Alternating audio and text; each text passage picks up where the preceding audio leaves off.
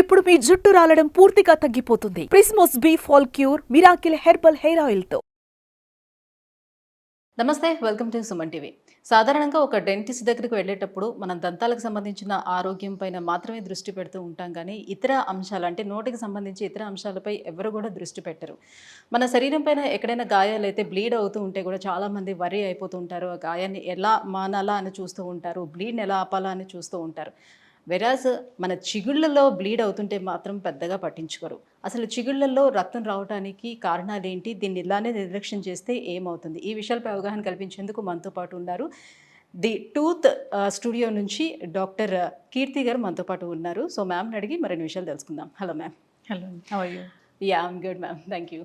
So ma'am, so ఇప్పుడు చిగుళ్ళ నుంచి బ్లీడ్, ఇప్పుడు నేను చెప్పినట్టుగా చాలామంది ఎక్కడైనా శరీరం పైన గాయాలు అయిందంటే, బ్లీడ్ అయిందంటే చాలా వరి అయిపోతారు.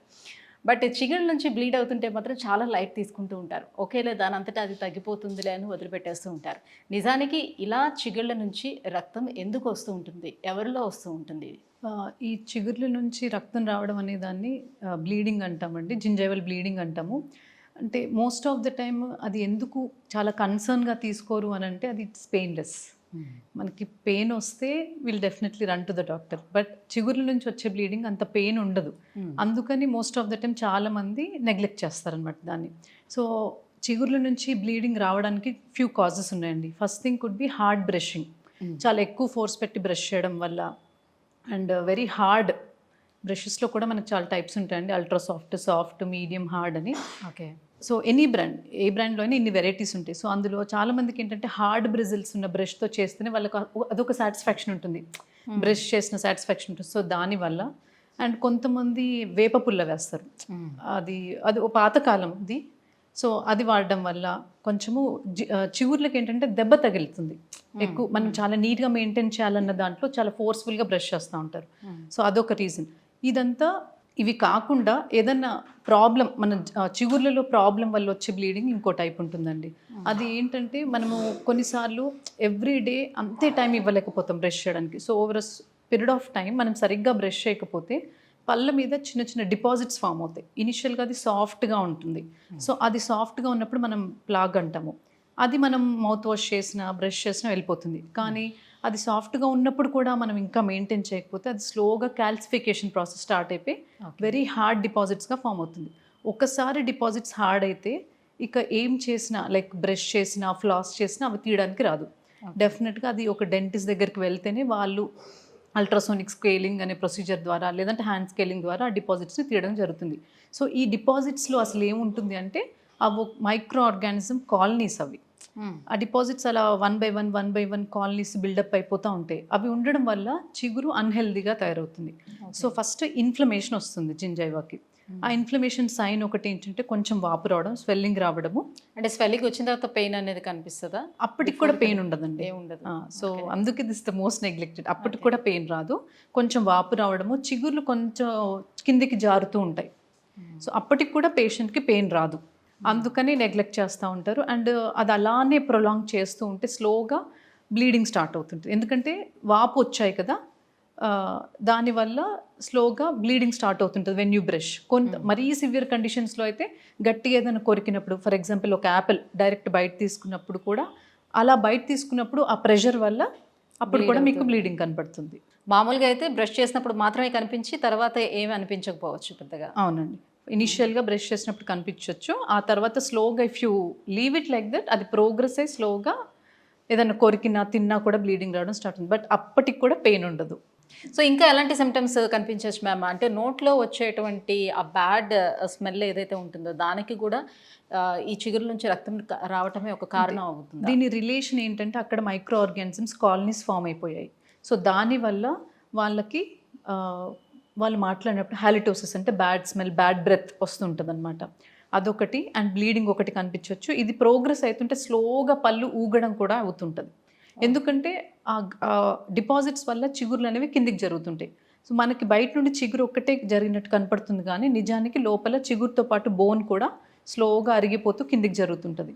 ఒకసారి బోన్ అరగడం మొదలు పెడితే బోన్ అండ్ ఈ చిగుర్లు కిందికి జరగడం వల్ల పన్నుకుండే పట్టు దానివల్లే.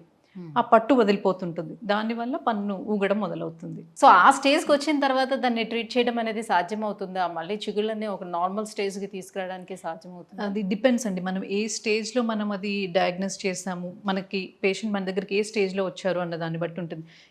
ఇప్పుడు అతను హెల్దీ, సపోజ్ అతను కానీ ఒక హెల్దీ ఇండివిజువల్ అయ్యి ఉండి కూడా ఓరల్ హైజీన్ మెయింటైన్ చేయకపోవడం the only reason, improper oral hygiene అయితే డెఫినెట్లీ కాపాడొచ్చండి. ఫస్ట్ ప్రాసెస్ వచ్చేసి వాళ్ళకి ఈ అల్ట్రాసోనిక్ స్కేలింగ్ చేస్తాం. అంటే ఇమ్మీడియట్గా డిపాజిట్స్ తీసేయాలి. ఫస్ట్ డిపాజిట్స్ తీసేసి వాళ్ళకి ఒక 1 వీక్ వరకు ఒక థెరపీ లాంటిది ఇస్తాము. అంటే ఒక గమ్ పెయింట్, ఒక మంచి మౌత్ వాష్, అవసరం పడితే లోకలైజ్డ్ యాంటీబయాటిక్ క్రీమ్ ఒకటి ఇస్తాం. దాంతో మసాజ్ చేయమని చెప్తాం.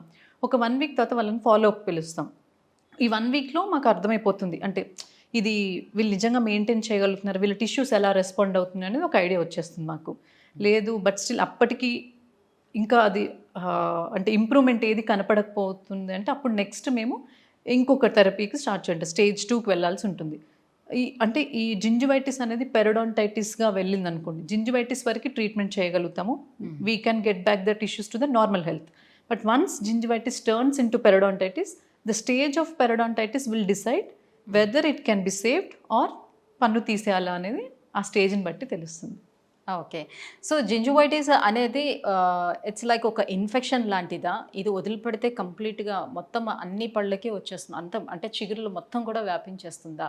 సో దీని నుంచి మన బాడీలో ఉన్నటువంటి అదర్ ఆర్గాన్స్ కూడా ఏమైనా ఎఫెక్ట్ అయ్యే ఛాన్స్ ఉంటుందా?